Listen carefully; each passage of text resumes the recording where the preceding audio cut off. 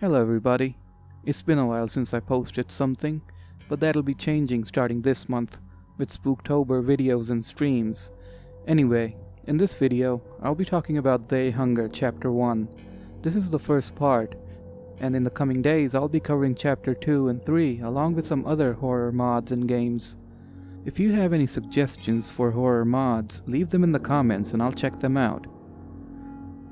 They Hunger was created by a group called Black Widow Games and was released in 1999. PC Gamer commissioned this mod and was distributed through the internet. Chapter 2 and 3 came out in 2000 and 2001 respectively. So this might be one of the earliest Half-Life mods out there, and maybe the first Half-Life horror mod, but I can't say for sure. The mod is about a troubled writer who goes out to the countryside to write his next book, but as luck would have it, a zombie outbreak happens and we have to fend for ourselves. With its overall gloomy tone, it sets the mood of the mod right away. Everything's so quiet and somber. But of course that changes by the end of the mod. And with this running on Gold Source, the overall graphics have a very certain charm to it. The classic Gold Source aesthetic. I always love seeing Half-Life mods that are set away from the usual lab and science settings. Seeing this countryside is a refreshing view from the cold corridors of Black Mesa. Starting off with how it looks, I like the liberties it took with the custom textures while also having sprinkles of Half-Life 1 textures used as well. A lot of brushwork is done to create models of cars and furniture and such, and it all looks good. It all adds to the charm. The lighting is moody as well, like in the catacombs, church, outside, inside a volcanic rift, or even in the police station. The enemy models in Chapter 1 are basically reskins or minorly changed models from Half-Life 1. The zombies and the zombie cops have a grotesque appearance, and I love the sounds that the zombies make.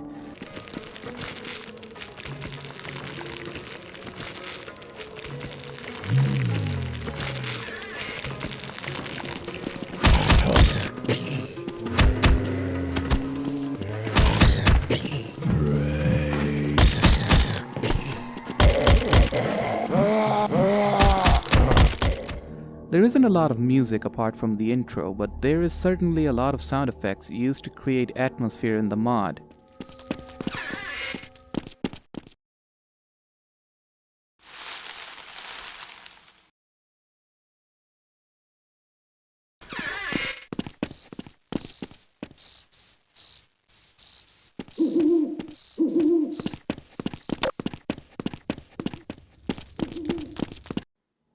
But the majority of it is just Half-Life 1 sound effects reused here.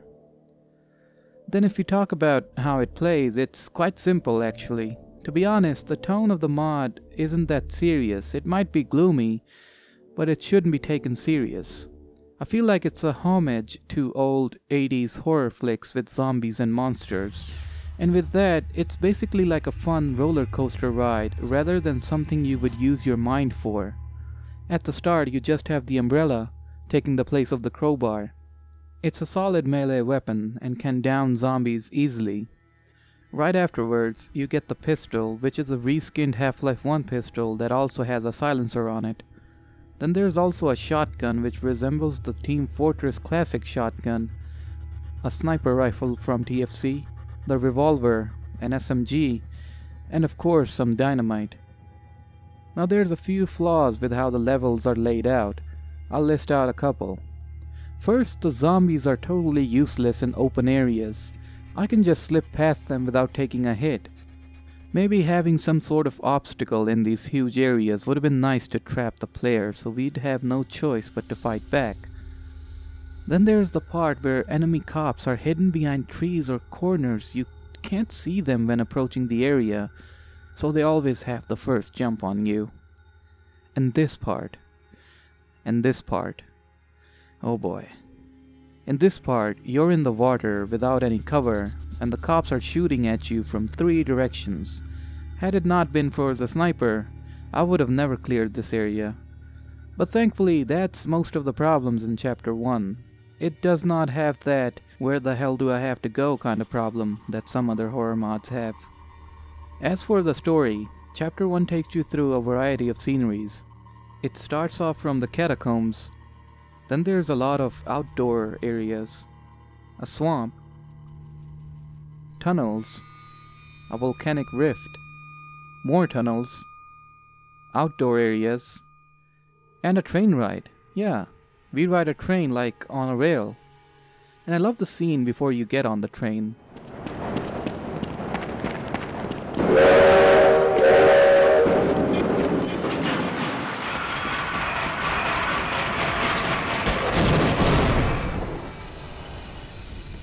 Absolutely beautiful.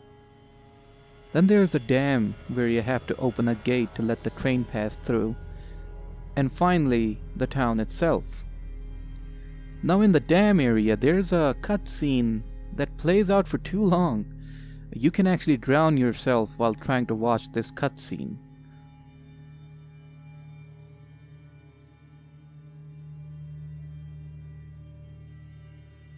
So rather, just trigger the cutscene, come back up, and enjoy the scenery. But be careful, there's a ichthyosaur in the water. Because of course there is. So once you reach the town, here's another one of those cops hidden behind corners and trees moment. Of course the sniper came in handy again. After everybody's dead, we head inside to the little train hangar, then come outside to see the radio station we saw in the intro. We call the state police for help and they ask us to take shelter in the police station and they'll be coming over soon to help. The town itself is desolated, full of zombies and zombie cops. Speaking of zombie cops, the first time you're introduced to one is a pretty nice touch. It's a nice little scene. You look at the cop from behind, thinking they might help you, but oh no. Fighting through a bunch of cops and zombies through the town, even crashing a car into a gas station, we finally reach our destination. And this place really gives off an eerie feeling. It's empty. You would think maybe somebody else would be here to help you, but no. It's all empty.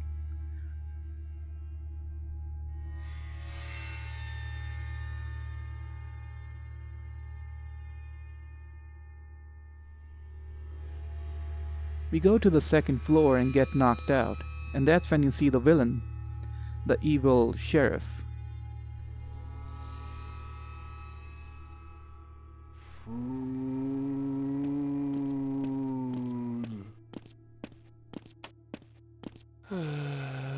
You just committed suicide, boy. Why do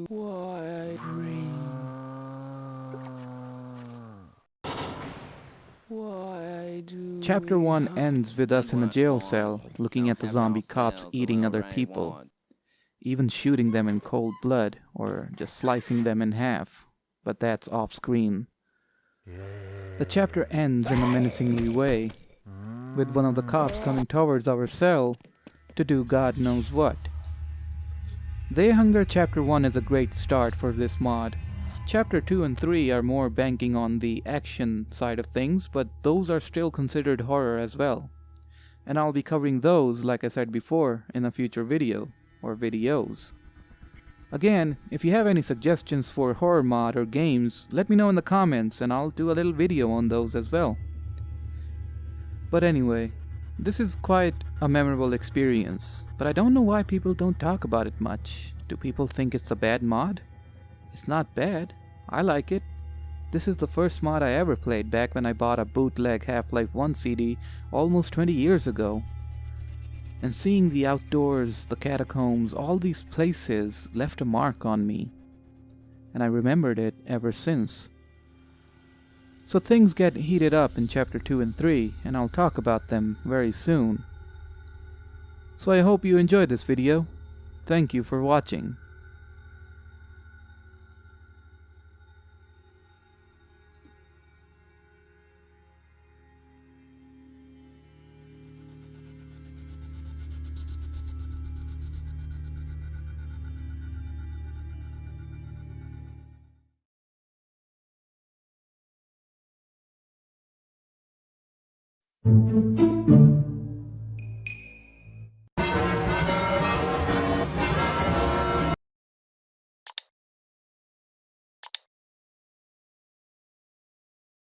Lamb, old buddy, pal, friend, how are you doing?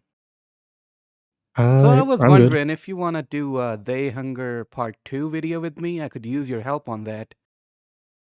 Um, well, you Well, see, it's I'm a deal, kinda Lamb. busy Thank you right now. so much. I'll see you soon. Send me the Wait, footage and everything, and yeah, bye. okay.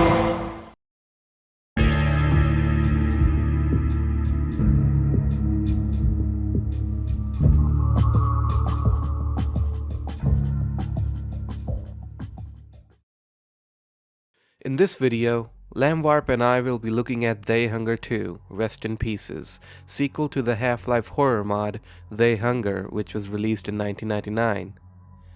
The mod sets to expand upon what they did in the first installment, and we'll be looking at what Part 2 has to offer.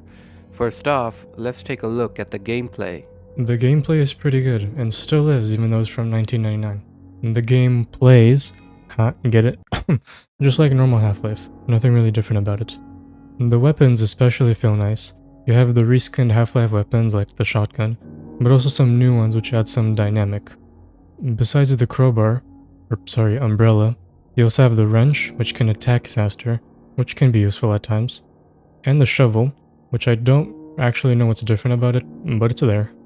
And there's a sniper, which snipes, but I didn't actually use it that much, partly because ammo for it is a bit more scarce, but also because in normal Half-Life, I just tended to use the pistol for long-range stuff, but maybe that's just me. I like that you can add a silencer to the pistol, but I've never taken it off because I'm not sure why you would need to. It's better in almost every way with it on, but to each their own. Enemies are quite normal, and they're put in good locations. Except for the hound eyes that are now dogs. When you first see them, you get ambushed by like 30 of them. Then later when you go up some tunnel, you get ambushed by even more. Those are quite annoying. The reskinned alien grunts are also not that bad. I first thought they would be hard to kill, but not really. That's good because when you first see them, they start showing up fairly frequently after that. In the design and aesthetic part of things, it retains the classic gold source charm we saw in the previous part, but here there's more variety in all aspects. Apart from the starting police station area and the outdoor areas we see for a little while, most locations are new and each have unique textures applied to them. And I love how a bunch of squares with some window textures on them register as a town in our minds. This is the gold source charm I was talking about. Then there's some of these interiors with sparse lighting, which isn't significant in any way, but I absolutely love how these rooms look. The mod definitely pushes its horror elements with scenes like these where the lights are flickering in silence. The underground tunnels and sewers aren't that impressive, honestly, seeing how a couple of textures are repeatedly used throughout this section. I really liked this ominous scene where a bunch of zombies are gathered around the fire with the soldier impaled on it. Now, if we talk about the design of the weapons, all of them are the same as the first part, apart from the new melee weapons, but this AP-9 submachine gun looks so good with its low-resolution real-life textures applied on it. And it's odd seeing HECU soldiers reskinned acting as the good guys, while Black Mesa security guards reskinned to look like zombie cops that can shoot you. After escaping from the underground sections, we come out to this big door area. I like the verticality here. Oh, and the asylum patients are reskinned models of Black Mesa scientists, which is just adorable. And the mustache on this normal cop man is just... Damn, son, where'd you find this? A lot of the sound effects are just from Half-Life, but the sounds that the enemies make are different.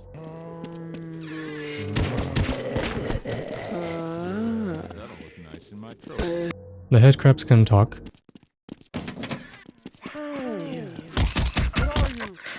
And so can the zombies, which a lot of the time they just say hunger, or just growl in some weird way. Also, the skeleton Vortigons can talk, which doesn't make much sense, but okay. The dog hound eyes sound like dogs, as you can imagine.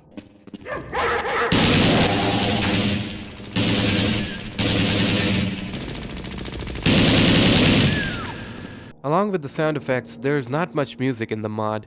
There's only just ambient loops which play when you're outside, and those do add to the overall atmosphere.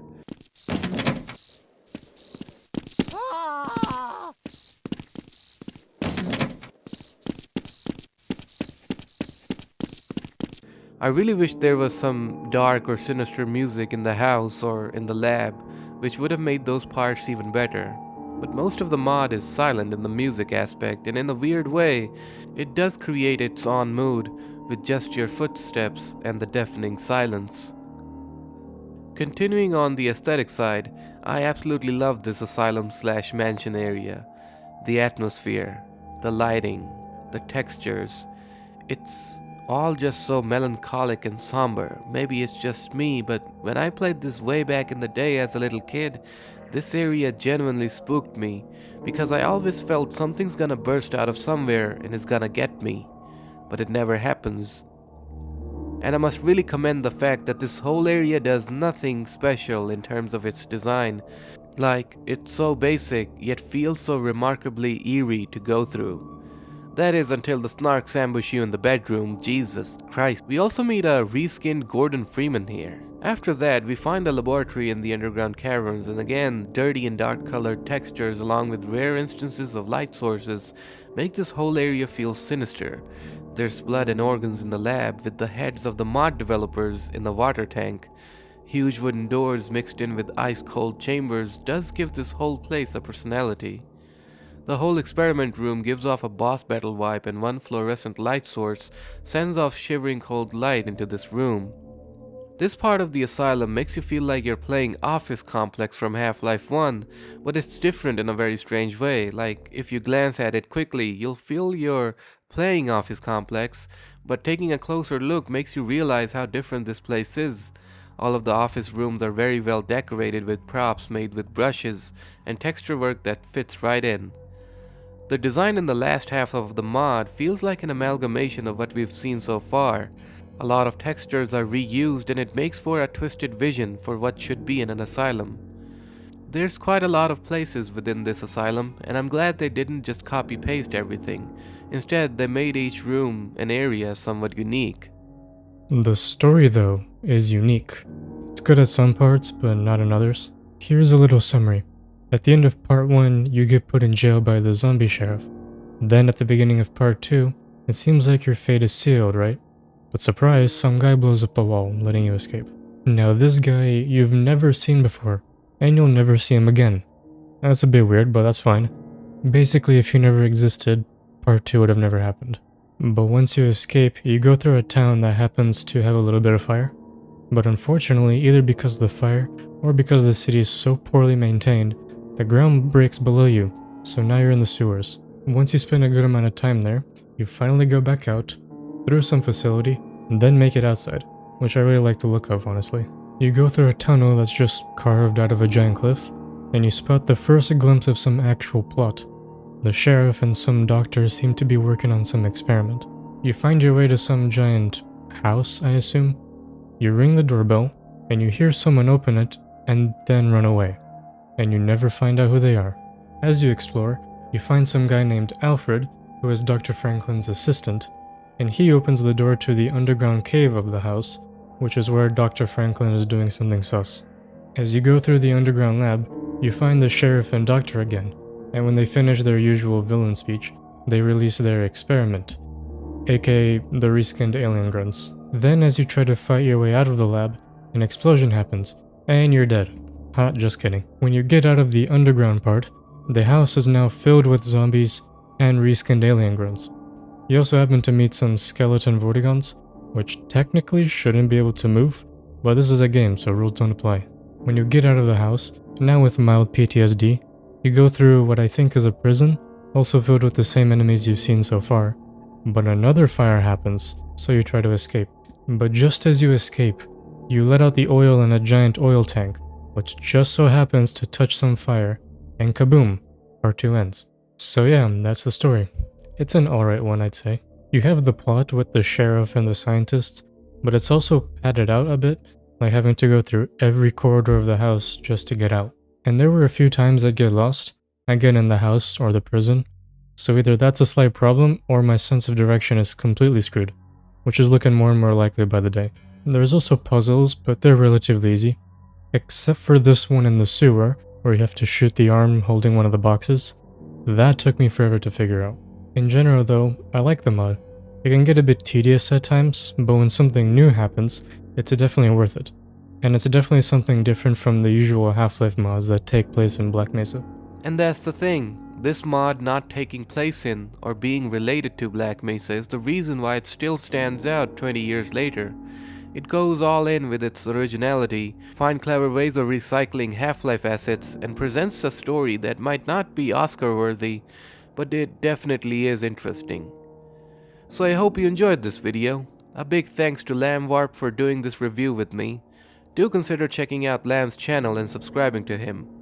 Lamb and I will see you next in They Hunger Part 3. Thank you for watching.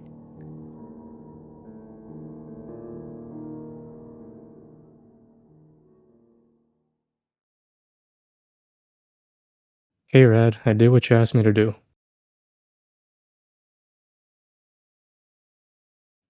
Rad? Get in the cage, Lamb.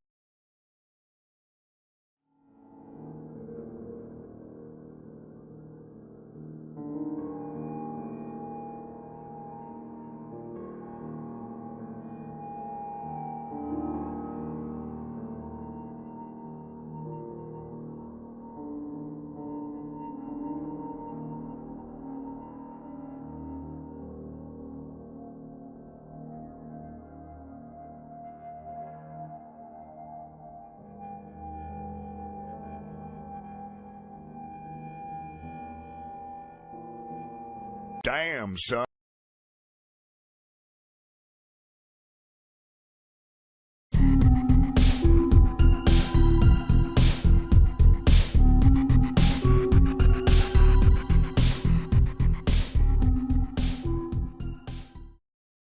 They Hunger remains a classic horror mod for Half-Life 1. It's my personal favorite, especially the first 2 episodes of it.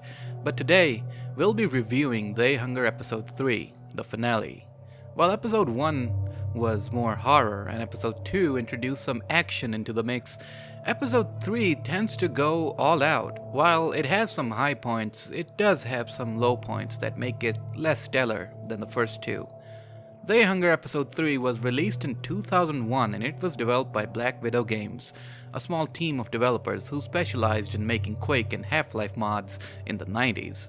I played this mod around 2003 or 2004 when I bought a bootleg Half-Life CD, and this mod was already on it. I never fully got to finish it till I streamed it a while ago, but anyway, before I talk about the gameplay, let's have LambWarp, a fellow YouTuber and my basement prisoner, talk about the story. Now remember how the story in part 1 and 2 are relatively simple? We'll throw all that simplicity away because the story in part 3 can almost be a whole movie itself. If you recall, at the end of part 2 you start a fire that spreads to an oil tank and goes kaboom. So now in part 3 you get a little dream type sequence where you're seeing zombies. You get woken up by a nurse, but you fall back asleep and dream again about that one night thing from the Half-Life beta. Once you truly wake up, you're in a hospital. And can you take a wild guess as to what's in this hospital? Zombies, of course.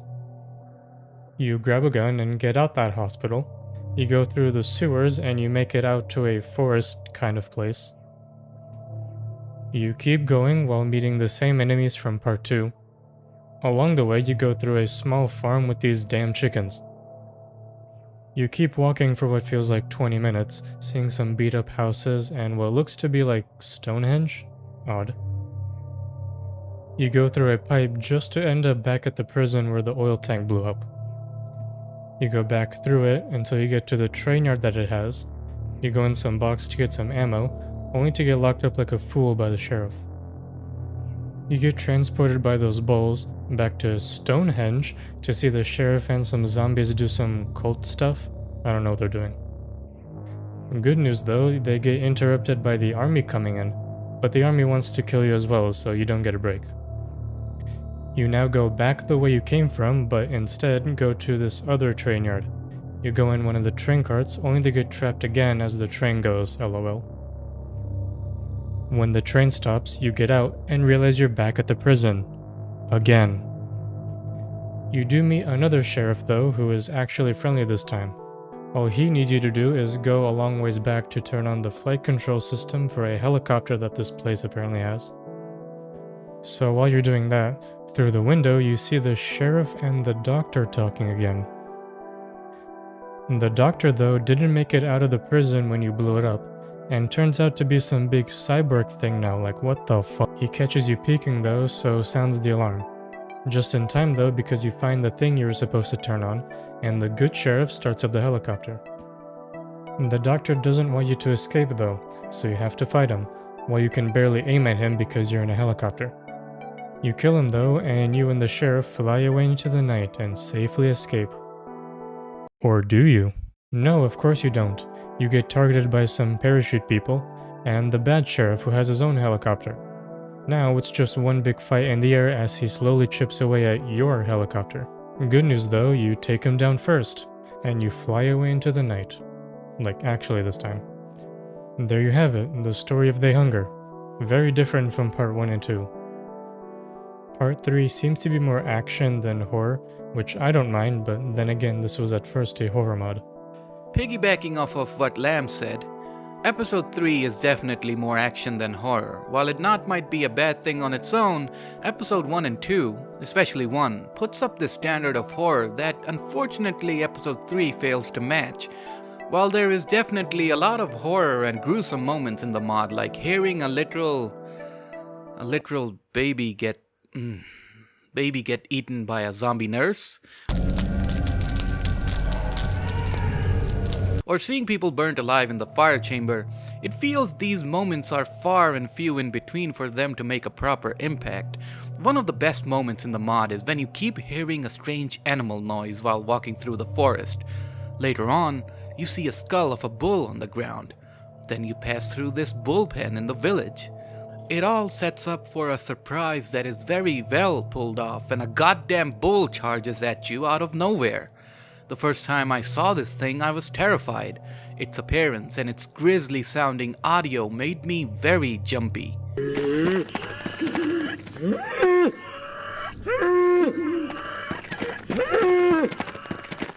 One of the other aspects I liked was when we go to the Mad Doctor's house, but this time it's all burnt down. It was nice to see a previous location, but in a different state. But this leads me to another problem the mod has. You see, 1/3 of the way through, the mod starts to backtrack a lot. You go in reverse of the new locations you already went through in this mod, then it throws in these old locations from the previous episode.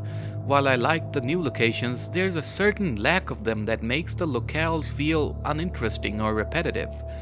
If we talk about the combat encounters, while most of them are fun and interesting, there's a few sections that are either unbalanced or just irritating to go through. Since most of the hallways don't have any cover, if you come face to face with the military soldiers or zombie soldiers, they drain half your life away before you can take them down. Also, did you see what I did there? Half your life? No? Okay. The Stonehenge fight gets weird because on my screen in 1080p, I could barely see the skeletons in front of the forest and the ground textures, but I'll chalk that up to my bad eyesight. But the worst sin the mod does are the final boss fights. When you reach the end of the mod, it does give you plenty of supplies to fight the Mad Doctor.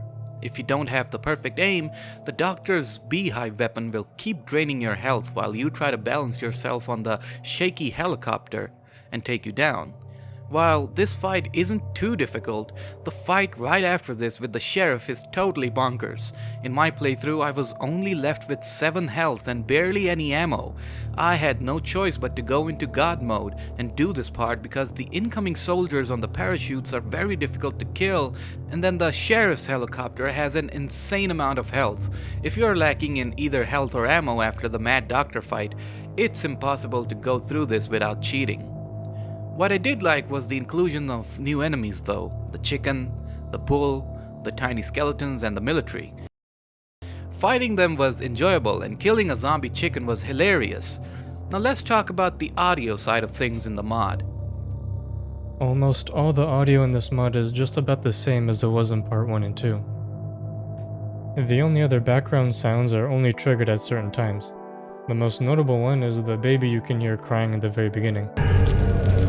Most of the sounds are just regular Half-Life sounds, and most of the non-Half-Life sounds are already sounds used in Part 2. There are custom voice lines for the characters again, like the sheriff. With this place. Take them away, boys. But there are some new ones, like for this nurse in the very beginning. Wake up, you're having a nightmare. And this guy on the radio you hear in the beginning, who I think is a zombie. Though if he is a zombie, then that implies that a lot of the zombies are not entirely dead, you know? Just a thought. Anyway, the skeleton Vortigaunts can talk as well, just like in Part 2. The dogs sound like dogs. Basically all the enemies sound the same. The new enemies, though, sound believable. The chicken head crabs sound like chickens, and the bulls that charge at you sound like bulls. The what I assume are baby skeleton Vortigaunts sound just like the normal skeleton Vortigaunts, except they have a higher pitch. As far as music goes, there is no background music, only ambience. But the only ambience that I remember are the crickets you hear when you're outside and the whooshing air when you're inside, so it's extremely bland. But that blandness, I think, perfectly signifies the lonely aspect of this mod. Couldn't have said it better myself. The mod still retains its personality, but the gameplay lacks, albeit rarely in some sections. As for being more action than horror, it isn't a bad direction, but might be for Abel who wanted more spooks rather than gunfights. And there you have it. That concludes my 3-part review on They Hunger. This was supposed to come out last year, but one thing led to another. I missed Halloween again this year, and here we are. Anyway, all's well that ends well. I hope you enjoyed this video. Thank you for watching, and a big thanks to these members for supporting the channel: Klaus, Tboy301, HL1+1, TRR Droid, The Hazardous Memer, Bipolit the Fighter, Forgotten, and Skyclad. Thanks again, and I'll see you in the next video.